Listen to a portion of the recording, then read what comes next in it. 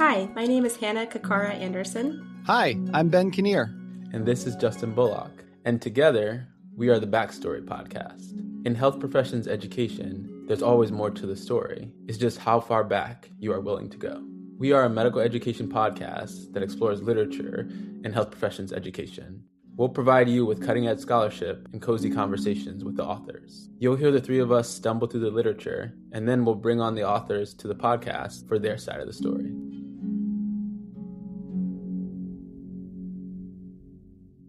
Hello, and welcome to the Backstory Podcast, where there's always more to the story. It's just how far back you're willing to go. My name is Ben, and I'm here with my friends Justin. Nephrology has entered the chat. And the recently promoted to assistant professor, Hannah. Hey, what's up? The assistant professor position is feeling really good. I'm not going to lie. Really good. Yeah, congratulations. Thanks. Well, I think today's paper is going to be very cup-filling, and Justin is going to lead us through that. But I wondered, before we get to that, Hannah, what's filling your cup these days? Well, I go to a lot of music concerts, which always fills my cup, honestly. I love live music. But a couple of weeks ago, I went to see the new Florence and the Machine tour. And I have to say, I am still thinking about it. It was so incredible and lovely and inspiring, and just I still feel awestruck by it. So I'm sort of living off of that. That filled my cup. It was such a heavenly, magical experience. So yeah, I'm just living in that. Not to hate on Florence and the Machine. I actually love Florence and the Machine. But to me, all of her songs sound like it's just one long song that has never changed. Justin, I am taking that personally. I will have you know. Also, Florence and the Machine is one of the few bands that has a harpist. So I feel very personally invested in the success of Florence and the Machine. So it is personal, Justin. Yeah, it did just get real now that we know why Hannah's so invested in the band. For listeners who don't know, the intro and outro music for this podcast was by none other than the new assistant professor, Dr. Hannah Kakara Anderson, potentially future band member of Florence and the Machine. Potentially. There's really no telling. Justin, what's filling your cup? Recently, I have been cycling a lot more. I'm a washed-up college athlete. I ran track in college. And I feel like over the last 5 years, I try to get myself in a good running shape. And I run for a little bit, and then I just kind of get burned out, and it just keeps happening over and over. And so I'm just trying to stop that cycle and just do something different. And the nice thing about riding a bike is I don't know anything about the splits. I don't have any awareness of how fast or how slow I'm going. And it's just really nice in the Pacific Northwest. Fantastic. What about you? So I recently got to go on a trip to Montreal, which I've not spent much time in. And first of all, that was lovely. But I got to visit IHSE, which stands for the Institute of Health Sciences Education. It's like the Justice League for med-ed nerds. It's fantastic. Actually, more than med-ed nerds, health professions, education nerds. And it was so wonderful. So that really filled my cup. I got to see some friends. I got to learn a ton from really smart people. But one of the things I'm most excited about is I love how Canadians say Zed. And I've decided I'm bringing it back to the U.S. So when I went through customs and they said, "Are you declaring anything?" I said, "I'm bringing back some Zed." And I'm not telling anybody I'm doing it except for our listeners. But I just love dropping it in a random conversation. Say let's do some XYZ. Always creates a moment of confusion that I find delightful. And I'm going to try to make it stick. They let you back into the country still. They did. Justin, I believe you have a great paper for us today. Tell us about it. I do. And I am certain that our audience is going to love this paper as much as I do. It's from Advances in Health Sciences Education. It's called A Thick Description of Love's Contours for Health Professions Education, written by Katie Lee Bunting, Anya Krumeich, and Laura Nimmon. And just a reminder for the audience, this may be your first time listening to the Backstory Podcast. So Ben, Hannah, and I are going to kind of stumble through the paper and try to talk through the intro methods and results. And then we have the author, Katie Lee Bunting, who is here with us, who is going to tell us what we got wrong, what the backstory of the paper is, answer some questions for us. So please, if you feel like we're struggling, just wait. Katie's going to come and make everything better. So this paper made me reflect on my journey in medicine and how I've come to understand what it means to love my patients and my colleagues. In the spirit of introspection, Hannah and Ben, who taught you the most in your life about non-romantic love? I'll go first to Hannah. I was hoping you wouldn't go to me first because the last time I tried to talk about this, I was at a conference, the American Educational Research Association. We had a round table and someone was like, who taught you most about love and about sort of who do you want to bring into the session today? And I brought up the individual I'm going to talk about and I started crying. So I'm hoping I'm not going to do that today. The person who definitely taught me the most about non-romantic love and love just in general was my first service dog, Timmy. He was a amazing, glorious, ever-loving yellow lab. And anyone who says that animals don't love is just, I'm not going to listen to that. It's absolutely true that they do. And I learned how to be a better person, I think, and a more loving person through both his example of sort of limitless love, I think, for both me and for those he encountered. If we walked down the sidewalk, he greeted everyone the same with the same like infectious enthusiasm and like immediate friendship. I'm an introvert. That's not my natural style. And being with him 24/7 was like just being with someone who wanted to love the whole world. And because of that, I started opening up myself to be more loving to even strangers and people who just, you know, were not part of my life and became a part of my life because he would connect and just love on literally anyone. So yeah, Timmy. Mine would be, I think many of us kind of immediately think about our family and our siblings and our parents, and certainly learned a lot about love from them. But I actually think about my godparents. They're these wonderful people who lived up the street from me when I was a child, and my parents both worked really long hours when I was a kid. So my brother and I would spend a lot of our days, including basically eat breakfast up there, come back to their house after school, and then in the summertime spend all of our time with my godparents, Jean and Ron, and they also fostered many children, and so they had this just zoo of a house full of kids and diapers and chaos, and it was really wonderful. And they treated every single kid who went through there like their own child. So it was a great lesson in what it means to love many people who come into your life for a short period of time. To this day, I consider them family. Their son, Joe, actually did the artwork for my PhD. So shout out to Joe. Thank you for that. And yeah, we lost Ron last year, the year before. So we all really miss him. But I learned a lot about love from them. Thank you both for sharing. We will travel through this paper with those individuals' love and lessons with us. I want to talk a little bit about why I chose this paper. So one of our goals in the Backstory podcast is to be very thoughtful and intentional about who we pass the mic around the world to as we sort of beg them to come on our podcast and join us. And for us, it's really important that we talk to different people from different backgrounds doing important health professions education work. All of us in our research spend time thinking about power and how it's distributed and how we enact power moves. And the author of today's paper, Katie Lee Bunting, is an occupational therapist who's based in the University of British Columbia in Canada. Her work brings power to the forefront. In this critical review, as you'll see, it highlights that love, something that's often viewed as a woman's trait, is often looked down in the health professions. And I think the paper really highlights a lot of the promise of love and love praxis. So let's jump into the paper. This paper takes a post-structuralist feminist theoretical stance. I was completely ignorant to post-structural feminism, so I tried to take a mini deep dive. It first, from the feminist perspective, so post-structural feminism does take the lens of feminism, which critiques the way that gender and gender roles are enacted within society. Specifically, though, within post-structural feminism, women are not viewed as a single, unified, coherent group with only one identity, but instead are viewed as a diverse group who's constantly evolving and creating new identities. And the post-structuralism aspect specifically is interested in not thinking about institutional power dynamics, but rather how people enact power dynamics through their small daily actions. And as I'm sure you will see if you pick up this paper, the writing in this paper is very exquisite. It is very beautifully written. In Bunting's words, the moral tension between the caring aims of health professions and the, at times, stoic, distanced, and disconnected educational approaches of health professions education can cause dissonance and suffering for both students and educators. Love in health professions, education can uniquely offer an expansive and transformative relational approach that resists hierarchical or extractive relationships, one that holds the potential for liberation for both students and educators through the centering of our common humanity.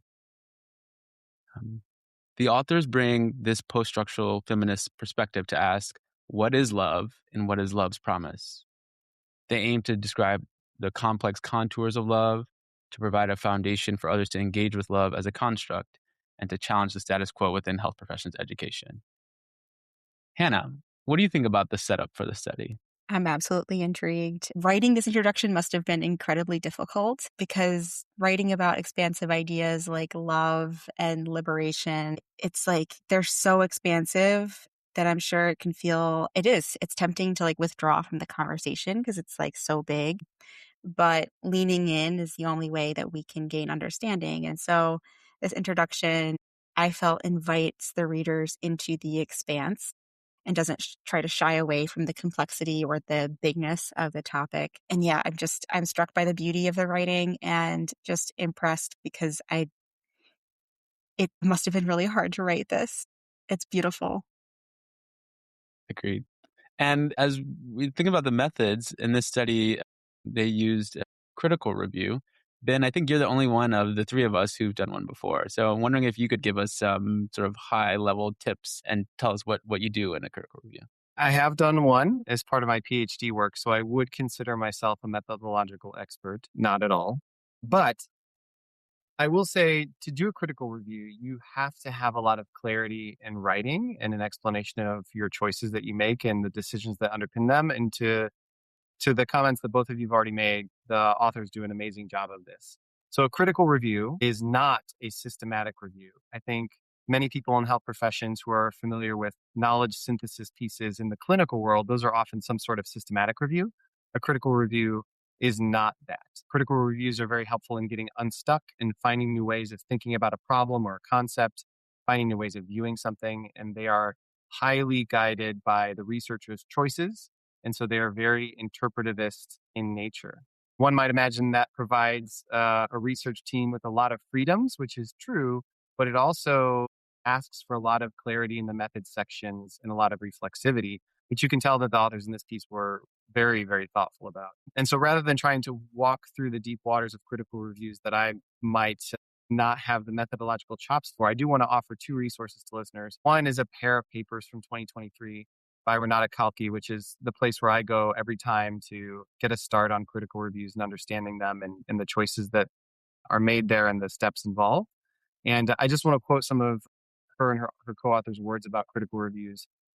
Quote, "The necessarily loose boundaries around critical reviews that this approach creates can cause frustration because others exploring the same issue in the same way may not draw upon the same literature or replicate a specific search strategy.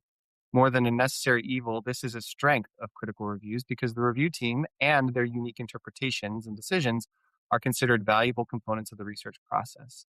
So I think that's a really good summation of the strengths of a critical review. And in this author team, they were very clear about why they chose what they chose in terms of leaning into prose and the choices in terms of, I believe at one point, the author team said, I included some things that I really like and resonated with me. That is a very critical review thing to do. And I think is the strength of this because we don't have the liberties to do that in other spaces. If people want to learn more about these types of reviews and related reviews, I do want to bump the website litr-ex.com.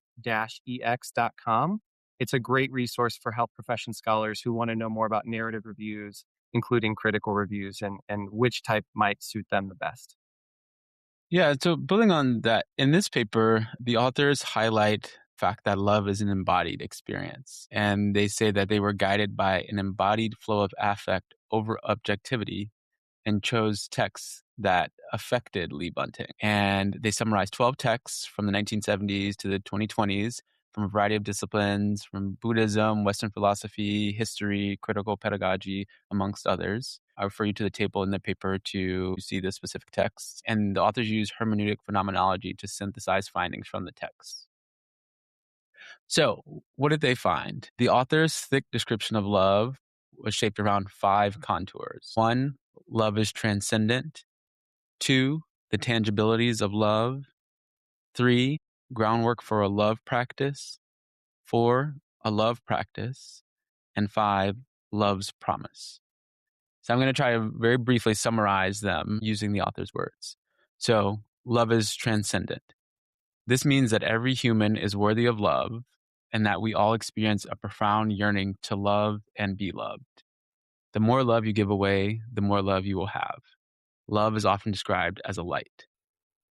2, tangibilities of love.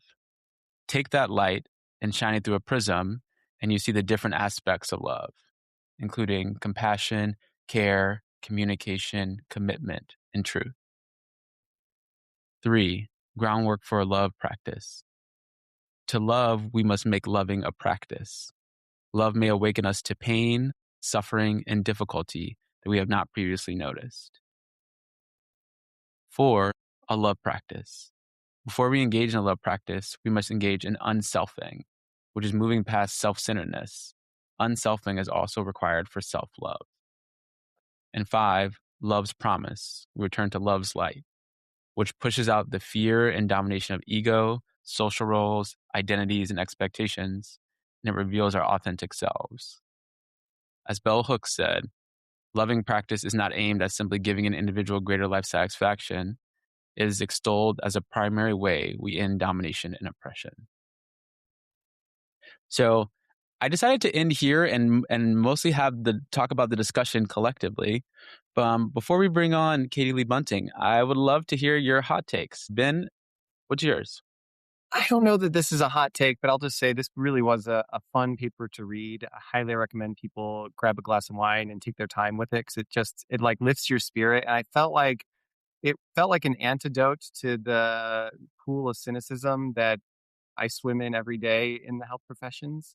So highly recommend that. And I'm really excited to talk with Katie, not only because I have a couple of just clarifying questions with the methods that were used that I learned so much reading, but also would love to talk about some of the potential practical applications of this, which the authors got into near the end of the paper, but would love to talk more about that piece. What about you, Hannah? I have 2 hot takes, actually. My first is I can imagine a lot of listeners reading the description of love in the paper and then listening to what you just described, Justin, and kind of saying like, okay, this all sounds great. I can't possibly see how love is realistically, like practically a part of health professions education. And I'm going to call in and quote Bell Hooks, who said in her book, All About Love, which is referenced in this paper. Bell Hooks said, individuals who want to believe that there is no fulfillment in love, that true love does not exist, or, these are my words, that love is incompatible with their profession.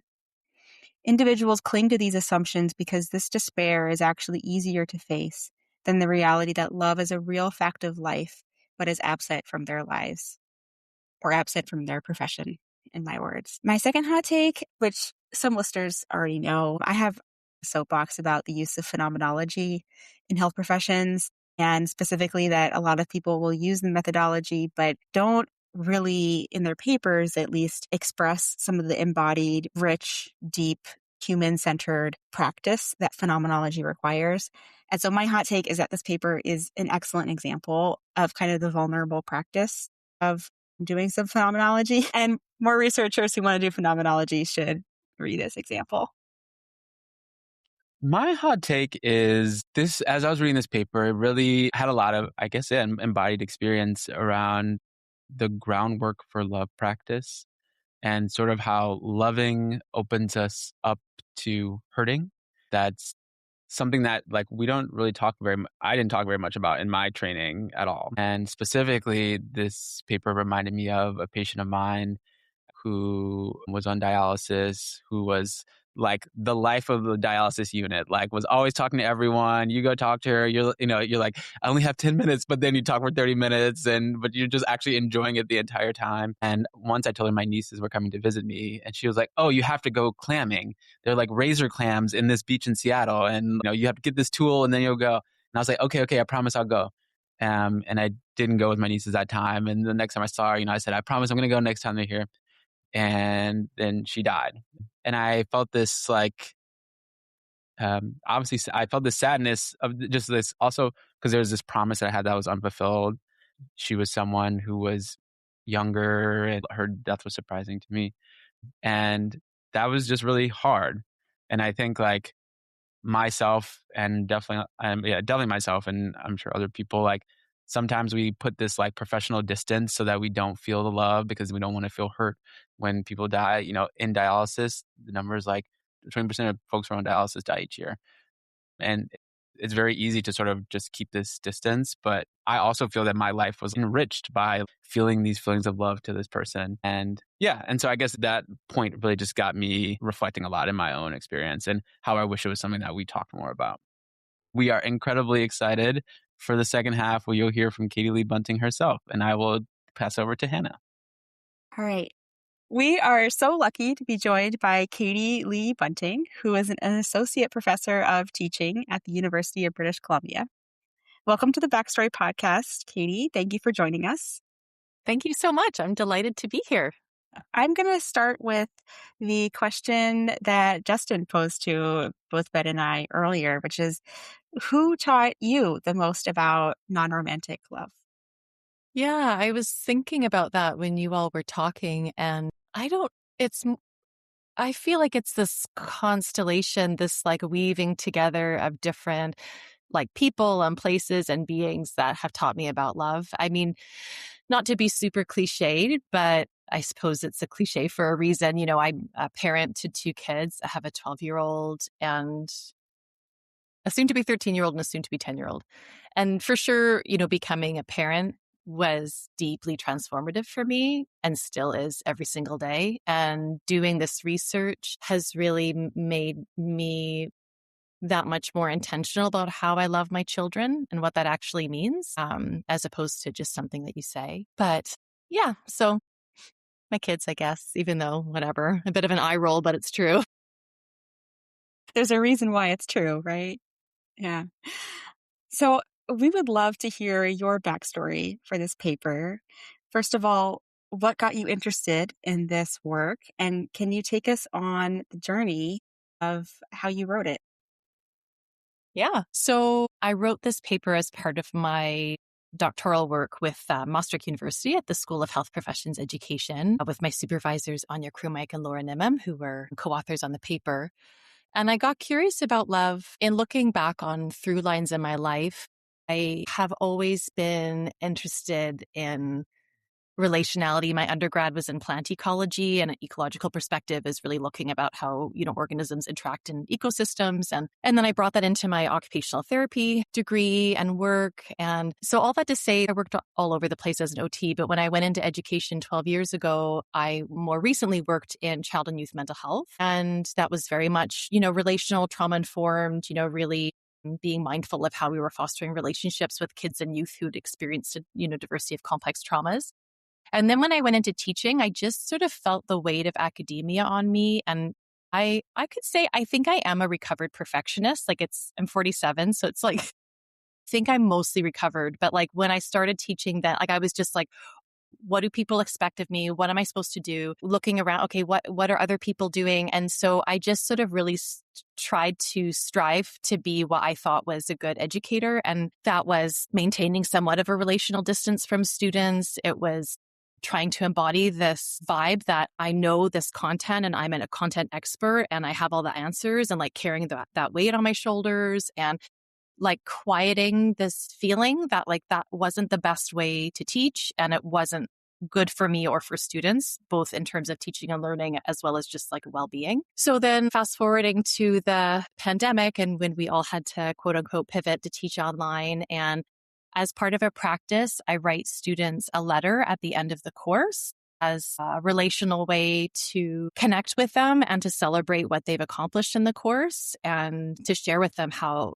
I'm feeling about all that they've accomplished and achieved and how proud I am of them. And so I was writing this letter at the end of a course, and this course had started not in the pandemic and ended during the pandemic. And as I was signing off on the letter, I wanted to write "Love, Katie."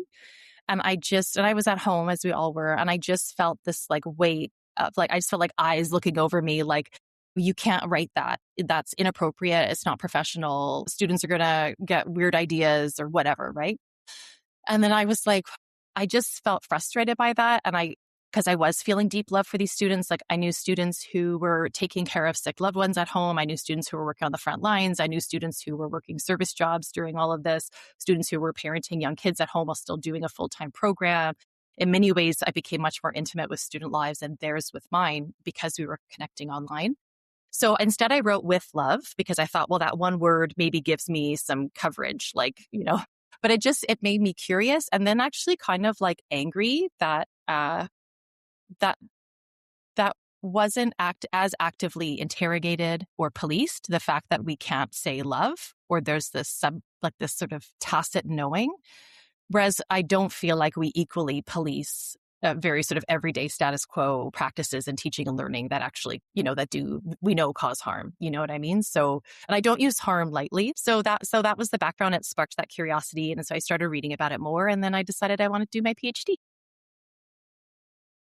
That is quite a journey. And I resonate with a lot of that. I think a lot of us who are educators do. Like you develop closeness, relationship.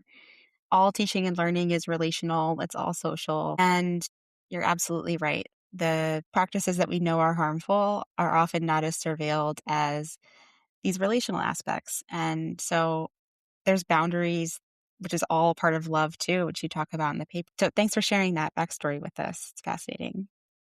Do any of you all accidentally ever say love you to someone? Like, so I've been married for 15 years. Oftentimes I'll end the conversation with love you. And have you ever been like with a friend or a colleague and you were just talking to your partner or something and you're like, all right, love you, bye. And then you're like, whoa, wait a minute. And then you pause and you're like, well, no, I do love that person. That's okay. It kind of reminds me of the same thing, Katie, of like the deep embarrassment when you accidentally say I love you in a non-romantic love situation when you actually could say I love you. Like I feel like the only time I break out the big L word with like friends or colleagues is when it's a momentous occasion or you're not going to see each other for a long time. But like there's nothing wrong with that. I shouldn't feel embarrassed. I should, if I slip up and say love you, I should say, hey, I mean it. Love you. It's just interesting. Yeah, it's interesting. I'm working on my analysis for the other parts of my PhD, and something that I didn't get at in the paper, in the paper, it was, clear to me the reason that I felt like love was silenced in health professions education and more broadly in higher ed is because I think this entanglement with patriarchy as well as these oppressive systems named in the paper where, love just can't exist with them. It's like not compatible. So if love is to exist in its fullness, then those systems can't exist. But something that's interesting coming out of the current research that I'm analyzing is also this, I think, more of a Western notion of love as being quite intimate. So love being contained within our familial spaces, within our intimate relationships, and not something that's held and expressed more broadly, which, for example, in Indigenous culture with a few Indigenous folks that I chatted with, not to pan-indigenize, and I am not Indigenous myself, but from what they've shared with me, that there is less this sort of tight sort of intimacy around love. It's more truly expansive in terms of its reach. So I also think that might create some of that awkwardness around, can I say that here? Can I not? Because for many of folks, living in the global north, steeped in this sort of Western paradigm, love can also feel quite intimate that we don't then draw parallels of that intimacy being in these, educational spaces. Can I actually ask a question related to what you were just mentioning along the lines of power? I'm curious to hear your reflections, sort of thinking across professions and, like different professions within the health professions have different demographics and like may have different sort of stances towards love. Yeah, so I think, and again, this is just from, the reading that I've done and then the current research. Like I've spoken with 28 educators from different health professions and 10 students, just from the students are just OT. For example, like nursing, right? Jean Watson's work around an ethic of care. I think in nursing, there's more of that foundational theory that foregrounds this care ethic. And I think even in some of Watson's work, she uses the word love. So it's a bit more sort of normalized there, although in that sense, my understanding is it's more around patient interactions as opposed to looking at like educator-student. There's sort of personal reflective writing written about love from physicians, I think, because of that real intimacy around the tenuousness of life and the fragility of life, and then needing to maybe process that closeness. So, and then, for example, occupational therapy, our new practice competencies and sort of guiding theories really center collaborative relationship focused practice. So again, that's in the practice space, but talking about relationships and like therapeutic use of self, these are sort of relational practices that occupational therapists use. So yeah, there's some like nuances sort of ebbing and flowing across disciplines as I've seen, but there's also, I would say more often than not, this hesitancy around love, but also a real strong desire for its presence. I had a question about your methods, Katie. So you made some like pretty courageous choices in terms of, I think a critical review always takes a little bit of courage because you never know if the editors or reviewers who get your paper are familiar with it. And then just some of the choices you made, both in terms of what you chose to analyze the sample, saying, I'm not going into the scientific literature, I'm going into prose. And then just being so transparent with the feelings, the bodily feelings you were feeling that guided the work.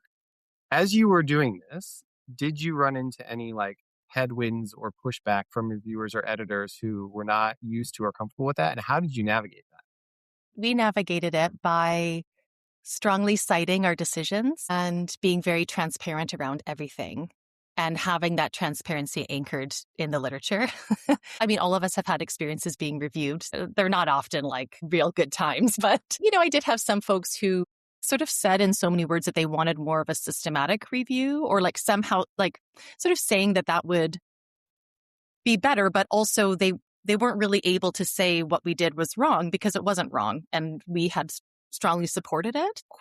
We knew that we would have to be much more like rigorous and justifying the decisions that we made and also really grounding it in theory. Like that's where the hermeneutic phenomenology, afforded some of that rigor there. So we just had to be really tight because we knew for some folks this would feel even uncomfortable, or new or just they wouldn't be sure about it, especially because like, I don't know if in our writings, if we interrogate so much post-positivist approaches as we do around, for example, embodied approaches. Like I don't know that people who write in a post-positivist way necessarily are asked to be quite so minutely transparent in their decisions. So no shade for post-positives out there. Like, and that just might be me projecting.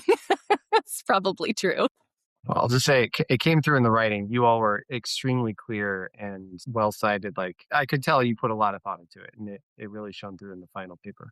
Thanks a lot. Yeah. And it just felt real for love. I mean, we just had to do something that, like, to do this paper there's many ways to do this paper well, but the way, for myself, it felt not possible. And then with the support of Anya and Laura, to do it any other way, it had to be sort of done in this sort of affective and embodied way. Yeah.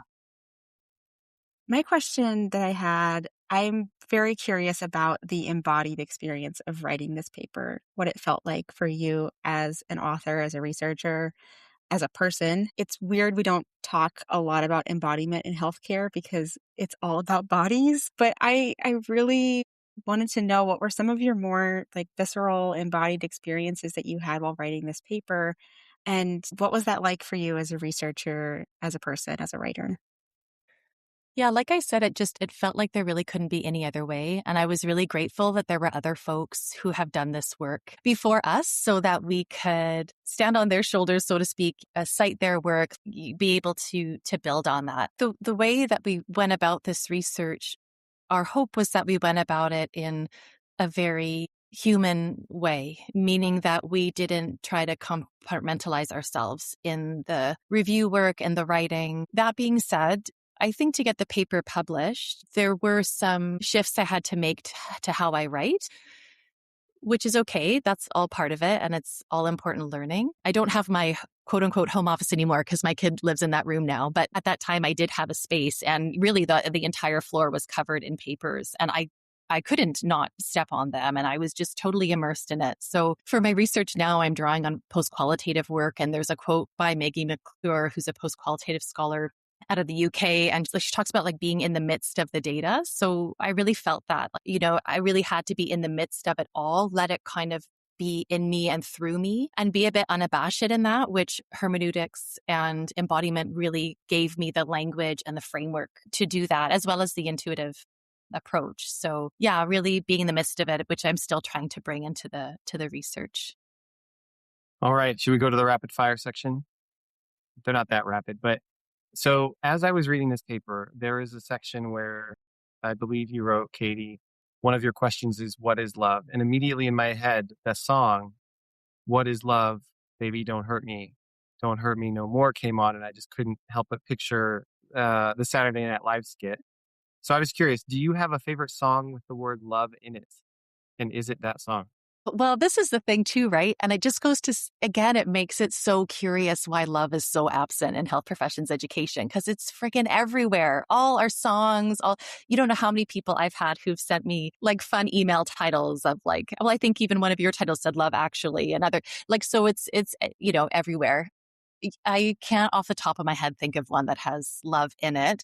But one of my favorite bands is a band called Broken Social Scene from Toronto, Canada. And they have a song, Pitter Patter Goes My Heart. And I walked down the aisle to it when I married my husband. So it doesn't have love in it, but it's certainly a song that evokes love for me. Yeah. Fantastic. I love it. Oh, sorry. That wasn't even supposed to be a pun. But to your point, we use that word all the time. I also wondered if you had to deepen this inquiry by interviewing some fictional characters who best exemplified non-romantic love. Some examples like Batman and Robin, or Frodo and Sam, or Anna and Elsa, Ted Lasso and Coach Beard. Who would be the fictional characters you would want to learn about love from? It's interesting. I've actually had a few participants talk about Ted Lasso and Coach Beard in my interviews. 2 different ones that have said, do you know the show Ted Lasso? When I asked them, can you describe love to me? Even one person I invited people to bring artifacts, and they brought a Ted Lasso bobblehead. Honestly, Bert and Ernie. I know there's a whole fan fiction around Bert and Ernie being partners, which isn't non-romantic love, but just Bert and Ernie on the show. Like, I just, everybody on that show. I love Sesame Street, and I forced it on my kids. But yeah, Bert and Ernie, they pay attention, they notice, they're vulnerable with each other, they're courageous. Yeah, Sesame Street really espouses all those. That's part of that groundwork love practice of orientating our values towards the just and the good. And I think Sesame Street does a beautiful job of that. Shout out public television. Fully endorse. Fully endorse. Last question. If you could give a 1-sentence definition of love, what would it be? I actually feel myself getting emotional. Like, love is so in our bodies. I think that's one of the challenges of writing this paper, and even describing love, is it is in our bodies, and it is bigger than us. I think love is this cosmic, unselfed, unselfish, expansive beholding of both ourselves and all that is around us. That's amazing. I don't think we have anything else that we can say. We want to thank you very, very much, Katie Lee Bunting, for joining us on the Backstory Podcast. Remember, with the Backstory Podcast, there's always more to the story. It's just how far back you're willing to go. Thanks for listening. The Backstory Podcast is supported in part by the Josiah Macy Jr. Foundation. Production and editing by Rachel Holloway. Music by Hannah Kakara Anderson. Artwork by Caitlin Rapaldi. The Backstory Podcast is a sponsored project of the Learning Design Collective. Thanks for listening. Just a reminder that the opinions expressed here are our own and don't represent the views of any institutions. This podcast is for informational and entertainment purposes only. For show notes and links, visit our website. If you enjoyed this episode, please subscribe and leave us a review. And check us out on LinkedIn, Instagram, and Blue Sky at The Backstory Pod.